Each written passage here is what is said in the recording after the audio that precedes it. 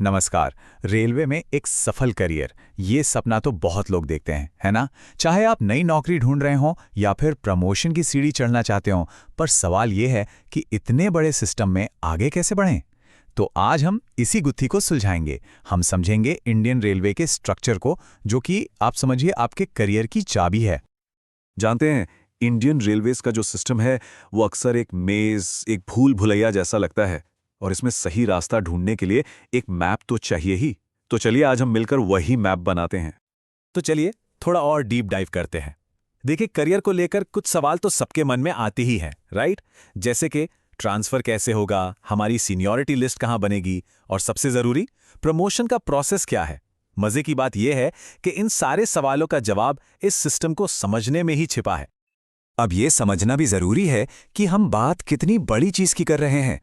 Indian railways दुनिया का चौथा सबसे बड़ा नेटवर्क है। जरा सोचिए, अब इतने बड़े नेटवर्क को स्मूथली चलाने के लिए एक क्लियर और स्ट्रॉन्ग एडमिनिस्ट्रेटिव स्ट्रक्चर वो तो चाहिए ही होगा। तो सवाल उठता है कि इतने बड़े नेटवर्क को मैनेज कैसे करते हैं। इसका जवाब है एक बहुत ही सिंपल 3 टियर्ड मैनेजमेंट सिस्टम। इसी सिस्टम की वजह से पूरे नेटवर्क में एक ऑर्डर बना रहता है। और ये रहा वो स्ट्रक्चर जो सबसे ज्यादा मैटर करता है। ये जो 3 लेवल पिरामिड आप देख रहे हैं ना, यही है पूरे रेलवे सिस्टम को समझने की मास्टर की। सारी एडमिनिस्ट्रेटिव पावर आप कह सकते हैं इसी पिरामिड से टॉप टू बॉटम फ्लो करती है। ऑल राइट, तो चलिए अब इस पिरामिड को टॉप से बॉटम तक एक्सप्लोर करते हैं और देखते हैं कि हर लेवल का रोल क्या है। बेसिकली ये 3 चीजें हैं: पॉलिसी, स्ट्रैटेजी और एग्जीक्यूशन। सबसे टॉप पर है लेवल 1, द रेलवे बोर्ड। ये हायरार्की में सबसे ऊपर है और इसे आप सिस्टम का ब्रेन समझ सकते हैं। यहीं पर सारी पॉलिसीज बनती हैं। रेलवे बोर्ड का हेडक्वार्टर है नई दिल्ली के रेल भवन में। यहीं पर चेयरमैन और बोर्ड के मेंबर्स बैठते हैं।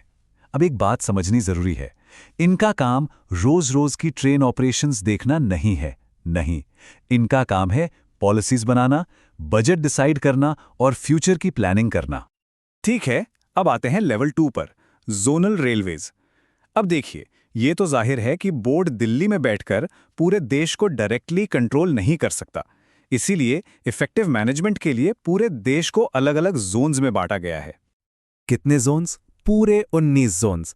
और हर जोन का जो एडमिनिस्ट्रेटिव हेड होता है वो होता है जनरल मैनेजर, यानी जीएम। इनका फोकस होता है रीजनल स्ट्रैटेजी पर। एक तरह से ये अपने जोन के रीजनल बॉस होते हैं। और अब हम आ गए हैं तीसरे और आखिरी लेवल पर, डिविजनल रेलवेज। अब देखिए, जोन्स भी काफी बड़े होते हैं, तो ग्राउंड लेवल ऑपरेशंस के लिए उन्हें और छोटे यूनिट्स में बांटा जाता है, जिन्हें हम डिविजन्स कहते हैं। पूरे भारत में 70 से भी ज्यादा डिविजन्स हैं और हर डिवीजन का बॉस होता है डिविजनल रेलवे मैनेजर, यानी डीआरएम। ये बिल्कुल एक ग्राउंड कमांडर की तरह होते हैं जो प्लान्स को एक्शन में बदलते हैं। इन दोनों रूल्स के बीच का जो फर्क है उसे समझने के लिए एक बहुत ही सिंपल कहावत है, the GM thinks the DRM does. मतलब जीएम सोचता है और डीआरएम करता है। बस ये एक लाइन स्ट्रैटेजिक जोनल लेवल और ऑपरेशनल ग्राउंड लेवल के बीच का पूरा फर्क साफ कर देती है। तो जीएम और डीआरएम के रोल्स को साइड बाय साइड रखकर देखते हैं। देखिए, जीएम जोनल लेवल पर एक स्ट्रैटेजिस्ट हैं। इनका फोकस लॉन्ग टर्म प्लानिंग और बड़े प्रोजेक्ट्स पर होता है। वहीं डीआरएम डिविजनल लेवल पर ग्राउंड कमांडर है, जो डेली ऑपरेशंस, सेफ्टी और स्टाफ के मामलों को हैंडल करता है। ओके, तो अब तक हमने स्ट्रक्चर समझ लिया, पर इसका असल फायदा क्या है? आपके करियर के लिए इसका क्या मतलब है? चलिए अब इस पर बात करते हैं। ये जो हायरार्की है ये सीधे सीधे रेलवे में आपके करियर प्रोग्रेशन से जुड़ी हुई है। फॉर एग्जाम्पल, ग्रुप सी और डी के जो मामले हैं वो डिवीजन लेवल पर हैंडल होते हैं, लेकिन जैसे ही बात ग्रुप बी गैजेटेड पोस्ट पर प्रमोशन की आती है तो ये प्रोसेस जोन के कंट्रोल में चला जाता है। तो करियर के लिहाज से की टेकअवेज क्या हैं?